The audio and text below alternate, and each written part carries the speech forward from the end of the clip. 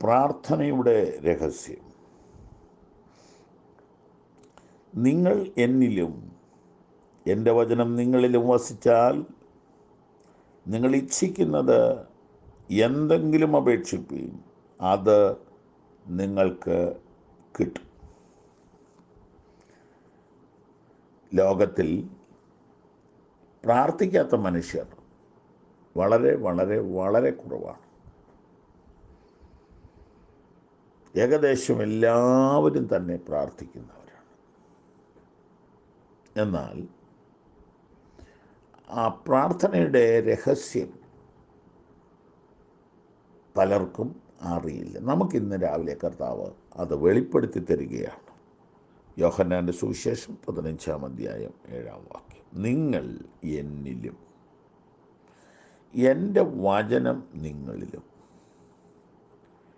ഇൻ്റർ relationship എന്ന് പറയുന്നത് ഇതാണ്, അങ്ങോട്ടും ഇങ്ങോട്ടും.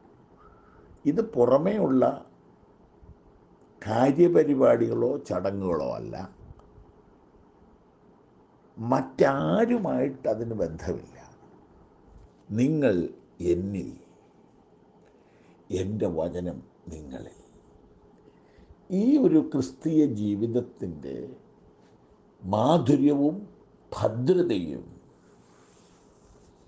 വളരെ വളരെ പ്രധാനപ്പെട്ടതാണ്.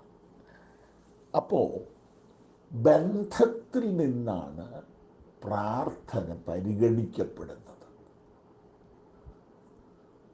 മക്കളുടെ അപ്പം എടുത്തതായി കുട്ടികൾക്ക് ഇട്ടുകൊടുക്കത്തില്ല.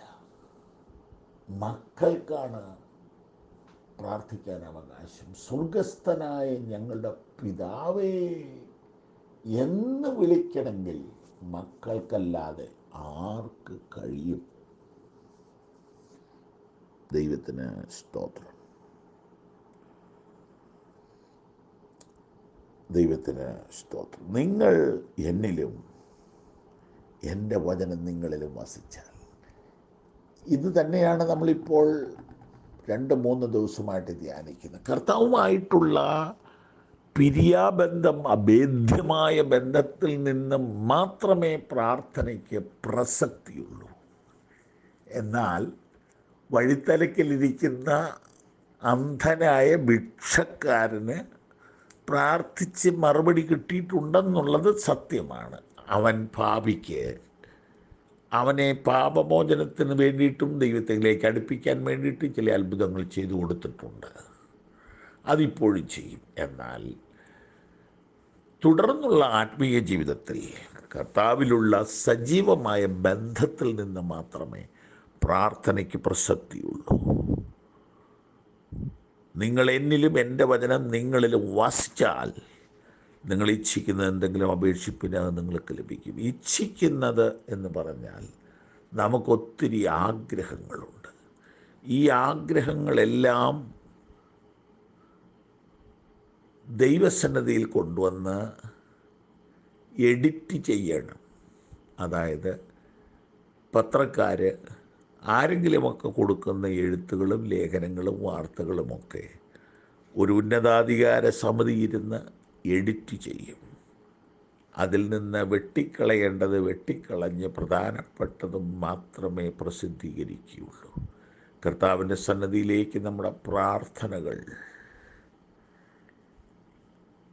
എത്തണമെങ്കിൽ ബന്ധത്തിലേക്ക് നാം വരണം. ബന്ധത്തിലേക്ക് വരുമ്പോൾ പല പ്രാർത്ഥനകളും വേണ്ടെന്ന് വെക്കും. ആർത്തിയും ആവേശവും ദുരാഗ്രഹവും എന്ന് പറഞ്ഞ പ്രാർത്ഥനകളെ വെട്ടിക്കളഞ്ഞിട്ട് ദൈവത്തിൻ്റെ പൂർണ്ണഹിതത്തിനുള്ള പ്രാർത്ഥന നമ്മിൽ നിന്ന് ഉയരും. നിങ്ങൾ ഇച്ഛിക്കുന്ന എന്തെങ്കിലും അപേക്ഷിപ്പീൻ, അത് നിങ്ങൾക്ക് ലഭിക്കും.